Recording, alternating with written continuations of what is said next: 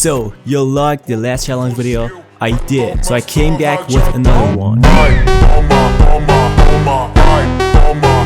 I'll be testing 5 different things that every editor uses almost all the time, like zooms, shakes, motion blur, and more. And after each test, I'll rate them from 1 to 10 based on how good they look and how easy they are to make. And at the end, we'll finally see which one comes out on top, CapCut or After Effects.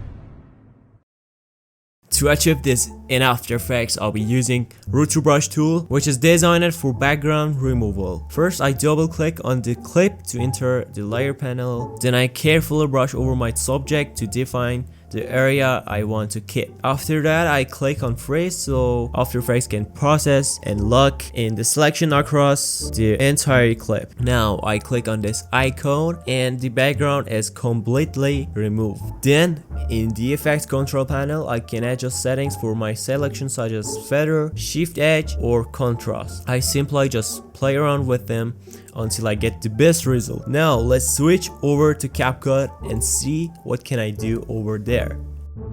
CapCut also has a built-in background remover, and it's actually really simple to use. Just tap on clip, scroll down to find remove background option, and with just one click, the selection tool process starts automatically, making it quick and easy to remove the background. Alright, so after testing both, here's what I think in After Effects. The Root Brush gave me way more control. I could refine the edges, adjust feathering, and overall get a much cleaner result. But of course, it took more time. CapCut was super quick with an auto remove feature. Just one click and the background was gone. But the edges weren't always perfect. So yeah, both did the job, but in different ways. I rate the After Effects 9 out of 10 and CapCut 7 out of 10. I start by applying RSMB plugin to the clip. In the effects control panel, I change the blur amount to 1, blur sensitivity to 100. After that, I click on the motion blur icon next to the clip in the timeline to enable the effects directly on the layer. I start by selecting clip and scroll down to find the motion blur option. Unlike After Effects, here's more straightforward. Just a toggle to turn it on. I set the blur and blend both to 100 to make movements look smoother. So then I click on this icon to start the process. And after that, I review the results. The motion blur in CapCut is very straightforward and quick to apply. With just a few taps, you can make your clips, movements appear smoother and more visually appealing, which is great for fast edits or mobile project. I can adjust the blur amount, sensitivity, and blending setting to achieve a much more professional and polished look. Also takes a bit longer to render, but even the smallest movements in the footage appear filled and natural. So here I give CapCut 8 out of 10 and After Effects a full 10 out of 10.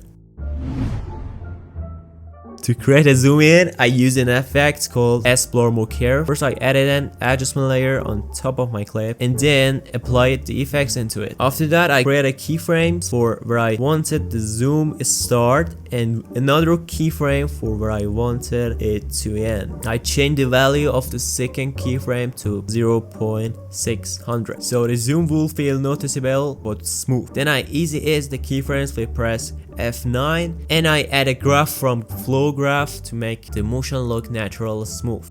For zoom out, I use the same process but in the reverse. I start from 0.600 and animate it back to the original scale, which makes the clip slowly zoom out. This way both the zoom in and zoom out look smooth, professional, and really enhance the action in the video. In CapCut, it's much easier and quicker. To do this, I tap on the clip and create 2 keyframes, one for the start and one for the end. I do the same for the second clip. Then on the last keyframe of the first clip, I scale up the clip to create a smooth zoom in effect. For zoom out, it's basically the reverse process. I tap on clip, then I go to the keyframe and scale it up, which creates a cool zoom out effect. But wait, I'm not done yet. I need to refine the motion, so I go to graph editor and I choose the flow 2 graph, which is best for this type of zoom. In After Effects, using S blur mode curve gives me full control over the zoom. I can precisely adjust everything, resulting in a smooth professional zoom in or out. But it takes more time to set up and render, but it's worth it. In CapCut, the process is simpler and faster. I just add keyframes, scale the clip, and optionally use the graph editor with Flow tools. For this taste, I give After Effects a perfect 10 out of 10, while CapCut 9 out of 10. In the shake test, I'm going with a normal Y shake effect. Since the process can get a little longer, I break it down for you step by step. First, I create an adjustment layer, then I apply S blur mode curve effect. After that, I set keyframes with different values to create a bouncy shake effect. This makes the motion feel more dynamic and adds extra energy to the clip. After that, I applied the exposure effect on top to give it an extra punch, making the shake stand out even more. For the next effect, I use S flicker. I didn't need to make a lot of change here. I simply adjust the amplitude to 0.2000 to 0.2500. That small tweak was enough to make the flicker noticeable without overdoing it. And lastly, I used S_shake for a panning effect. I adjust the amplitude to 0.200 and frequency to 2. After that, I enable motion blur to make the panning look smoother. Then I set the tilt to 14, and finally I made a few adjustments. To X and Y values to give it more dynamic motion. And then I duplicate the adjustment layer and apply it to my second clip. Alright, now let's move over to CapCut and see how the shake works there.